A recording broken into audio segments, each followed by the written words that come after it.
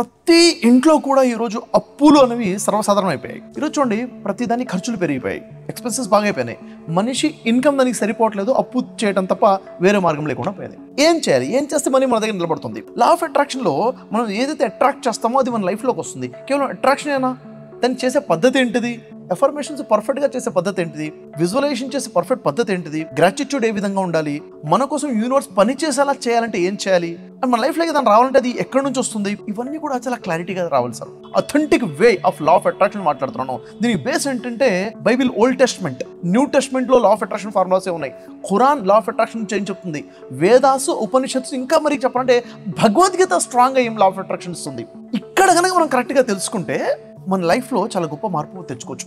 ఎవరైనా తన లైఫ్లో మార్పు తెచ్చుకోవాలనుకుంటే, అప్పులు తీర్చుకోవాలనుకుంటే, వాళ్ళ లైఫ్లో డబ్బు నిల్వ అవ్వాలనుకుంటే, ఎప్పుడు కూడా బ్యాంక్ బ్యాలెన్స్ 5 లక్షల నుంచి 10 లక్షల వరకు మెయింటైన్ చేయాలి అన్న ఆలోచన ఉంటే ఖచ్చితంగా ఈ లాస్ నేర్చుకోవాల్సిందే.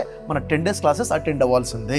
ఈ 10 days క్లాసెస్లో చాలా క్లారిటీగా తెలిసిపోయి అథెంటిక్ లాస్ తెలుస్తాయి, లైఫ్లో మార్పు అనేది వస్తుంది. సో ఈ క్లాసెస్ చాలా ఇంపార్టెంట్. ప్రతిరోజు మార్నింగ్ 5 నుంచి 7 వరకు ఉంటాయి. 100 రోజుల్లో 100 daysలో మీ అప్పులన్నీ తీర్చుకోవాలనుకుంటే ఈ క్లాసెస్ సరిపోతాయి. ఈ క్లాసెస్ని ఫాలో అయిపోతే సరిపోతుంది.